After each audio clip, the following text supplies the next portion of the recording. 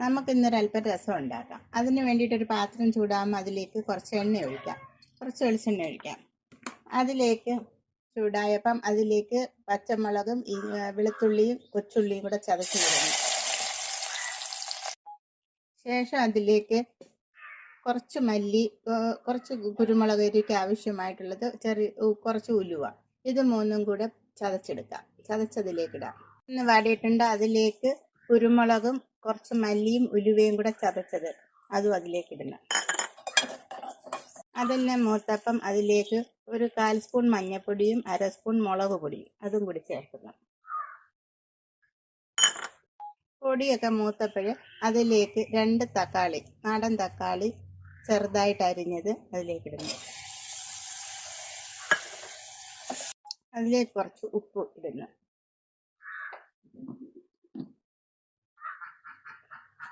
ഇപ്പം എന്താ, തക്കാളി എല്ലാം നല്ലതുപോലെ ഉടഞ്ഞ് വെന്ത് മിക്സ് ആയിട്ടുണ്ട്. ഇനി അതിലേക്ക് ഒരു നെല്ലിക്ക വലിപ്പത്തിൽ പുളി വെള്ളത്തിലിട്ട് പിഴിഞ്ഞ് കുറച്ച് വെള്ളവും കൂടെ ചേർത്തത് അത് നമ്മളിതിലേക്ക് ഒഴിക്കുന്നു.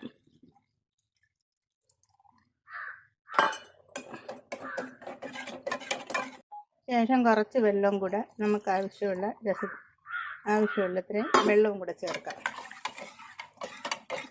ഇനി ഇതെല്ലാം നല്ലതുപോലെ ഒന്ന് തിളച്ചിട്ട്, ഇപ്പം നമ്മുടെ രസം നല്ലതുപോലെ തിളച്ച് എല്ലാം കൂടെ മിക്സ് ആയിട്ടുണ്ട്. ഇനി ഇതിലേക്ക് നമുക്ക് കുറച്ച് മല്ലിയില അതിലേക്കിടാം.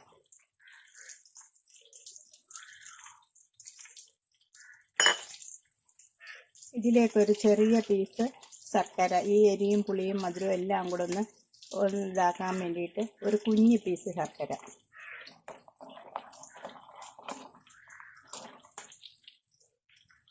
ഇനി ഇതിലേക്ക് നമുക്ക് കായം ചേർത്ത് കൂട്ടാം.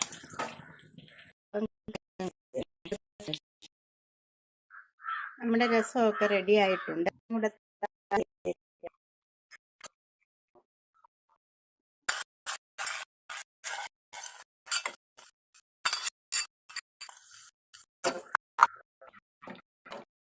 രസം അങ്ങനെ നമ്മളെ അടിപൊളി രസം റെഡി ആയിട്ടുണ്ട്. എല്ലാവരും ഒന്ന് ട്രൈ ചെയ്ത് നോക്കണം. ഈ വീഡിയോ ഇഷ്ടമാവുകയാണെങ്കിൽ എൻ്റെ ചാനൽ ഒന്ന് സബ്സ്ക്രൈബ് ചെയ്യണം എല്ലാവരും.